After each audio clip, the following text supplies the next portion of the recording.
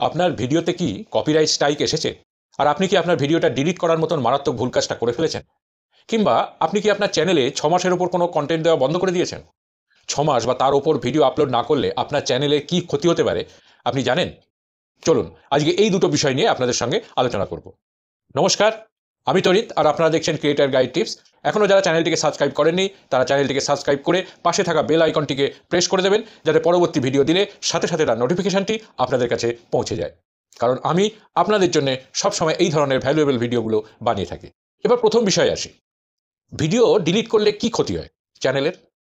দেখুন, আপনি যখন ইউটিউবে নতুন আসেন তখন অনেক কিছুই আপনি জানেন না। আস্তে আস্তে আপনি শিখে যান। কিন্তু আজকে এই যে প্রবলেমটার কথা বলবো, এটা অনেক বড় বড় ইউটিউবারদের সঙ্গে হয়ে থাকে। এই প্রবলেমটা যে কোনো সময় যে কোনো ইউটিউবারের সঙ্গেই হতে পারে। যখন আমরা ভিডিও বানাই তখন অনেক সময় আমাদের ভিডিও ডিলিট করতে হয়।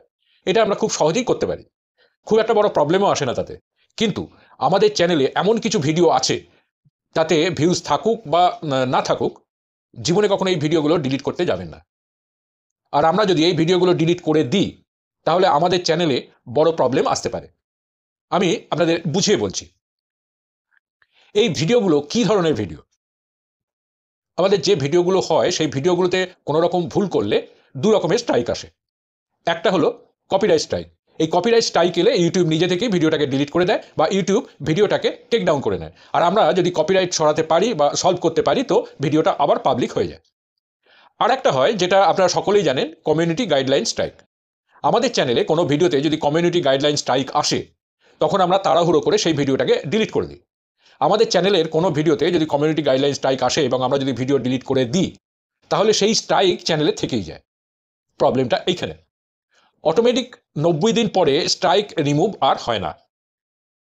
যখন কমিউনিটি গাইডলাইন স্ট্রাইক আসে তখন আপনার ভিডিও আপনার চ্যানেলে থাকে, কিন্তু আমরা ঘাবড়ে গিয়ে সেই ভিডিওটাকে ডিলিট করে দিই। আমি আপনাদের বলি, ওই ভিডিও অ্যাকচুয়ালি কখন ডিলিট হয়, কেন ভিডিওটা থেকে যায়, কেন ডিলিট করা উচিত নয়। দেখুন, ইউটিউব কমিউনিটি গাইডলাইন ইউটিউব নিজে বানিয়েছে।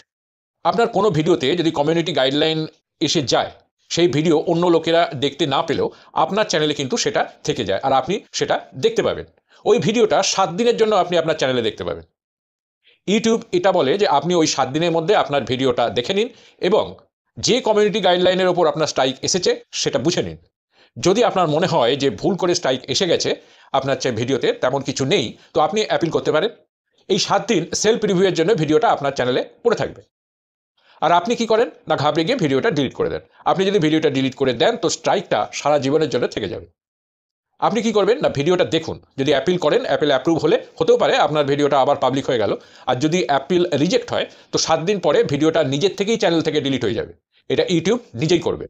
আপনি কোনো রকম ডিলিট বা এডিট করতে যাবেন না, না হলে আপনার অনেক বড় প্রবলেম হয়ে যাবে। আর এই প্রবলেমটা শুধুমাত্র ছোটোখাটো নয়, অনেক বড় বড় ক্রিয়েটারদের সঙ্গেও ঘটে থাকে।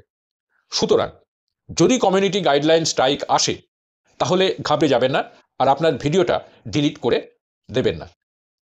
এবার আসি দ্বিতীয় বিষয়টিতে। দেখুন, ইউটিউবে চ্যানেলকে গ্রো করানোর একটাই রাস্তা, সেটা হলো কনসিস্টেন্সি। কিন্তু কনসিস্টেন্সি মেনটেন করাটা খুব শক্ত। কেউ কেউ আছে যারা রেগুলার ভিডিও দেন, কিন্তু অনেকেই আছেন যারা ২-৩ মাস কোনো ভিডিওই দেন না।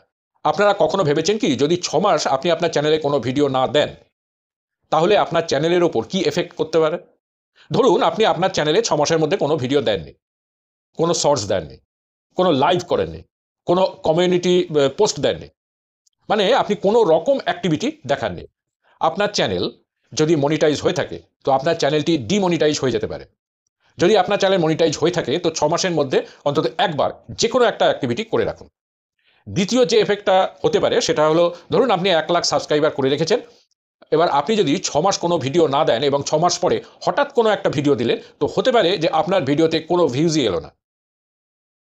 কোনো ভিউজ এলো না বলতে ১০০-২০০ ভিউজ এসে থেমে গেল, যেখানে আপনার হাজারে বা লাখে ভিউজ আসতো। কারণ আপনার অডিয়েন্স আপনার ভিডিও দেখছে না, আপনার অডিয়েন্স শেষ হয়ে গেছে। আপনি যদি ৬ মাস পরে এসে অন্য কোনো নিচে ভিডিও দেন, তো সেই একই এফেক্ট আসবে। এবার আপনারা প্রশ্ন করতে পারেন যে ৬ মাস পরে এসে আমি যদি রেগুলার ভিডিও দিই, তাহলে কি আমার কোনো ভিডিও ভাইরাল হবে না? হতে পারে। কিন্তু আপনি যখন ৬ মাস পরে ভিডিও দেওয়া শুরু করবেন, তখন চ্যানেলটিকে একটা নতুন চ্যানেল হিসেবে ধরতে হবে।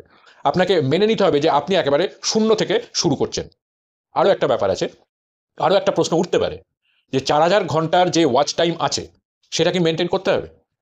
দেখুন, লাস্ট 365 দিনের হিসেবে 4000 ঘন্টা হলে আমাদের চ্যানেল মনিটাইজ হয়। এটা আমরা সকলেই জানি।